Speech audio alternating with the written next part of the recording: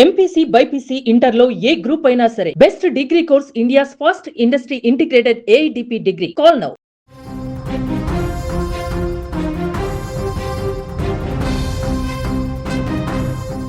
శాంతి భద్రతలను కాపాడవలసిన రక్షక భటులను తయారు చేసే దేశంలోనే అత్యున్నత శిక్షణా కేంద్రం సర్దార్ వల్లభాయ్ పటేల్ జాతీయ పోలీస్ అకాడమీ.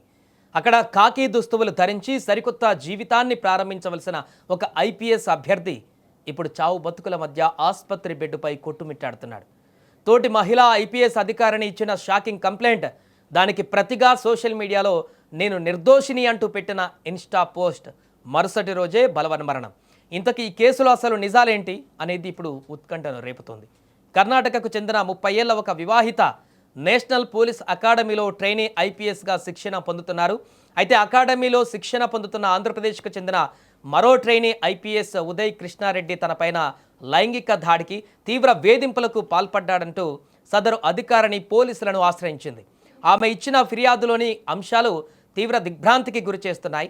ఉదయ్ తనకు నిరంతరం అసభ్యకరమైనటువంటి మెసేజ్లు పంపుతూ వేధించేవాడని, గదిలోకి లాక్కు వెళ్లి జుట్టు పట్టుకొని గొంతు నులిమి మెడపై కత్తి పెట్టి బెదిరింపులకు పాల్పడ్డాడని బాధితురాలు ఆరోపించింది.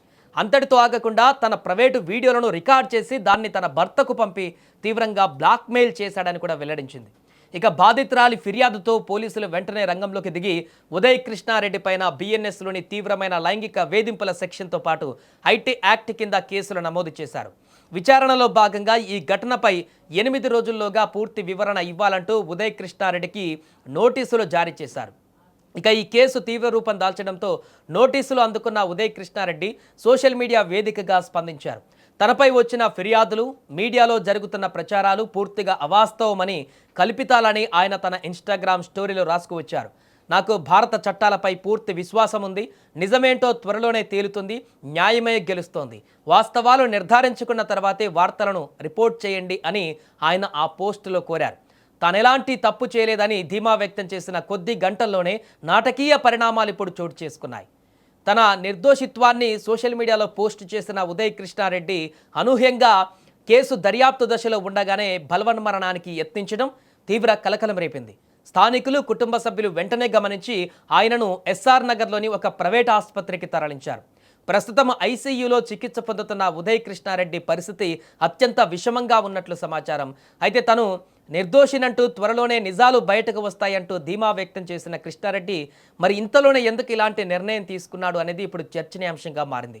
తప్పు చేయకపోతే విచారణలో నిరూపించుకోవాల్సిన ఐపీఎస్ ఆఫీసర్ ఇలాంటి నిర్ణయం తీసుకోవడం తీవ్ర ఆందోళన కలిగిస్తోంది.